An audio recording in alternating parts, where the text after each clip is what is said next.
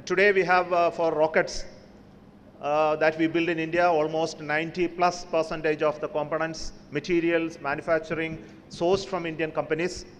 And for spacecrafts, it's continued to be approximately 50%. We still have a long way to go, especially related to the electronic components and high-end devices. In the future, we see the role played by space sector is going to be more and more prominent in the strategic domain, especially in the domains of the communication, Earth observation, PNT services. All of them will become an integral part of the strategic capability that the nation is going to look at.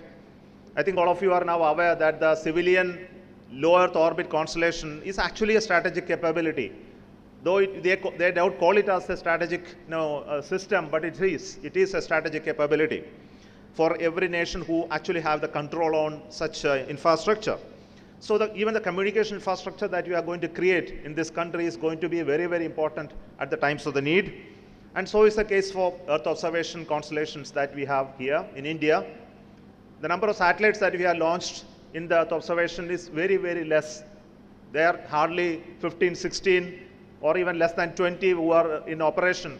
And for a nation like us who have an interest not only for the civilian aspect of the Earth observation and also want to look at the much beyond our boundaries, the number of satellites that we have are very, very less, and these numbers have to be increased substantially in the coming days. And it's not only the numbers have to be increased, then we need to ensure the repetitivity, the reusability, the signal or the spectral diversity has to be much, much higher for allowing observations of various kinds, and technology growth in this domain is very, very important.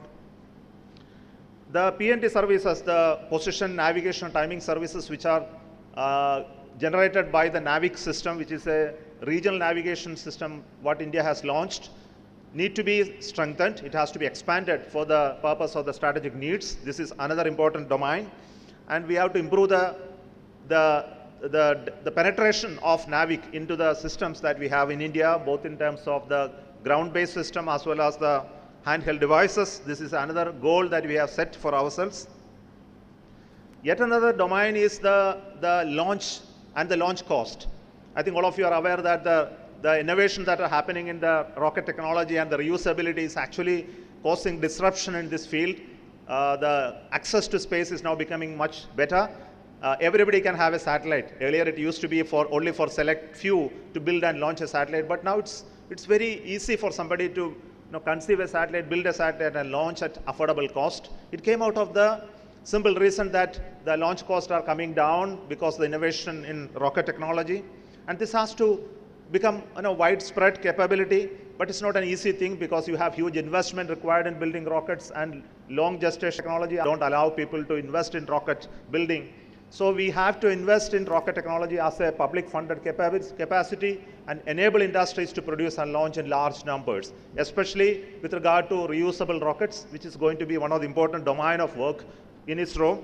And we also want to look at the expendable rocket to be reusable, but also winged reusable rockets which can go and stay in orbit for months together, do observations and come back and land whenever we want. And this capacity is very, very important in the strategic point of view.